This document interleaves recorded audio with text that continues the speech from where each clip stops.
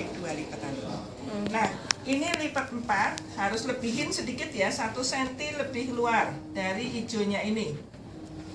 Ya, 4 ini untuk perut dan dada kalau ada fraktur.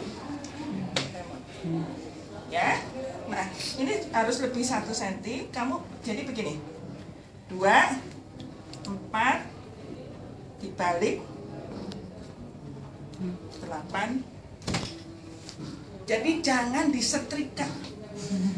Nanti nggak disetrika, dielus-elus. Waduh, dielus-elus nggak selesai. Waktumu cuma 15. Jelas? Jadi kamu harus cepat sekali gerakannya. 1, 2. Ya, nah satu hal yang saya ingin ingatkan pada Anda, kalau ada fraktur di kaki, femur atau tibia fibula, ya, itu tolong siapkan dulu semuanya ini. Jangan nanti ngelipat satu ditempel, nanti balik lagi lipat lagi, jangan. Itu tidak profesional namanya. Ya, kamu butuh berapa tatat, kamu lipat tatat, kamu baru pasang, gitu. Oke? Nah, sekarang saya ingin peragakan satu anak sini. Yang cowok aja deh, yang rambutnya cepat. Nanti kamu tidak apa-apa. Bantuin. Sini Ya. Boleh kamu rekam ya. Duduk aja. Kamu tinggi. Kacamatanya bisa dibuka. Karena kamu reguler bukan? Bukan ya. Jadi udah pernah kan? Nah, kalau sudah pernah kan kamu hanya recalling aja ya. Jadi kalau kamu mau melipat ada luka di kepala ya, kamu harus ditekuk 2, kamu mulainya dari tengah selalu. Ya. Misalkan luka di dahi ya, kamu tengahnya ini harus tempel di lukanya ya, ke belakang ya. Ini bukan cuman disilang ke depan tapi dipelintir ya, karena kalau cuma disilang nanti lepas lagi ya, dan diikat di atas luka. Ikatan simpul 8, masih ingat? Ya, nanti saya peragakan simpul 8. Oke. Jadi kenapa harus di atas luka? Supaya dia ngedap lukanya juga. Kalau ada luka terbuka, kamu harus ceritakan, harus dilakukan asepsis antiseptik dan didap pendarahannya. Kalau ada perdarahan, ya, ingat ya.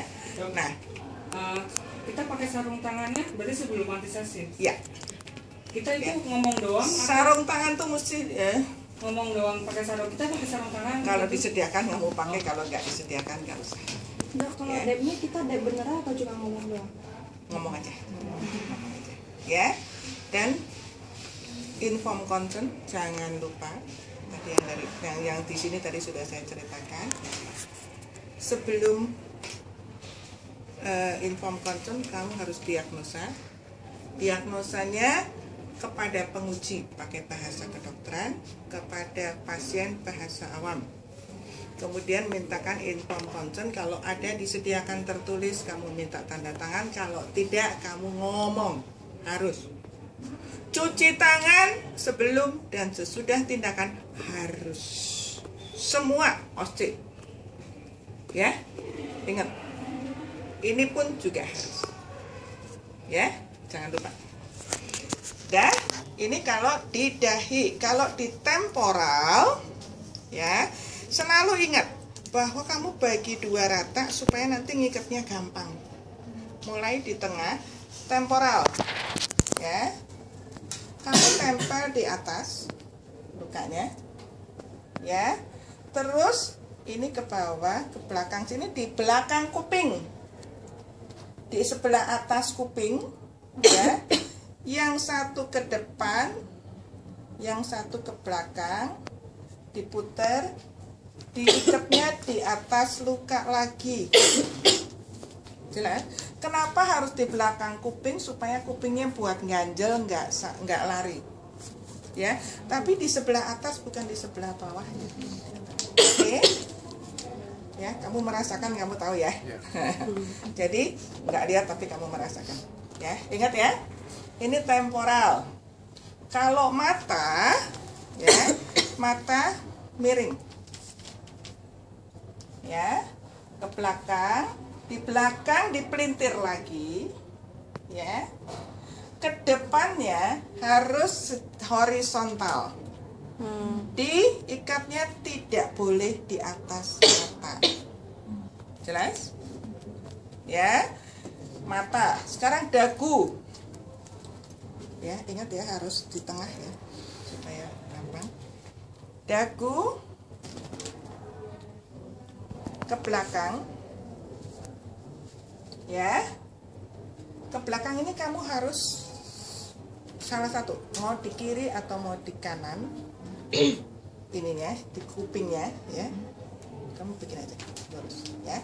Di sini di belakang kuping ya, di sebelah bawah kalau ini ya. Yang pendek lari ke atas ya, yang pendek di keatasin, yang panjang di ke bawahin. Dan ini harus dilipatnya di bawah dagu, diikatnya di atas. Iya, di belakang kuping. Sorry. Kalau yang di sini di depan nggak masalah. Ya, jadi ini harus di belakang kuping. Yang pendek ke atas, yang panjang ke bawah untuk ngelipat ini, diikatnya di atas. Oke? Jelas ya? Nah, ini penggunaan untuk luka-luka di kepala. Gitu. Kemudian ini lipat 8 ini juga bisa digunakan, kamu berdiri seperti ini. Nah, untuk siku dan lutut tergantung perintahnya.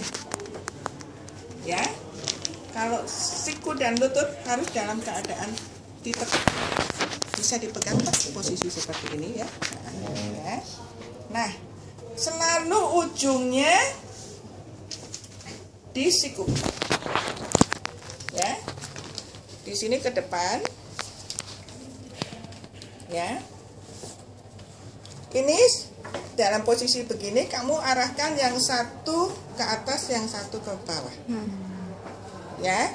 Yang atas harus diputar ke bawah, yang bawah diputarnya ke atas. Nanti disilangnya di ujung siku. Ya, di ujung siku dikedepankan lagi, baru diikat di depan. Ya, jadi ini nanti ininya di ujung. Ya, sorry. Ini diikatnya di sini.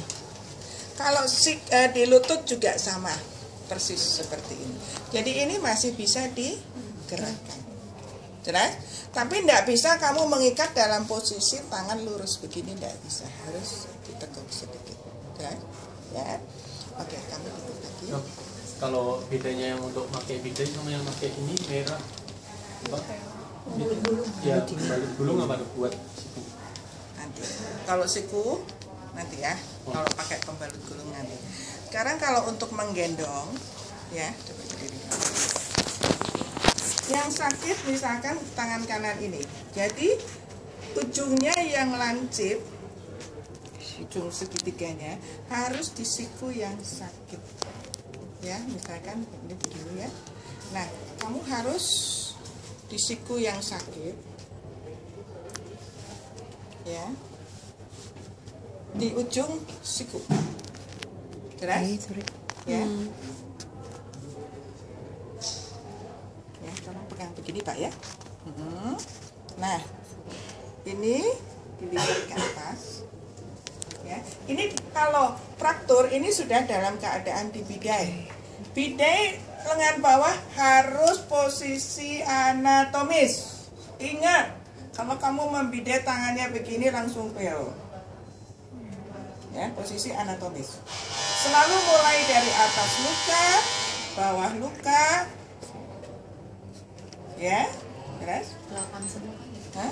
Jari juga 8. Semua iketan kalau simpul 8. Ini kamu habis ini kemana? Kateter. Hah? Kateter prostat. Ini jam berapa? Jam 11. Kok jamku baru jam setengah 11 lewat 10? Jamu jam berapa? 11. Malah jam 11.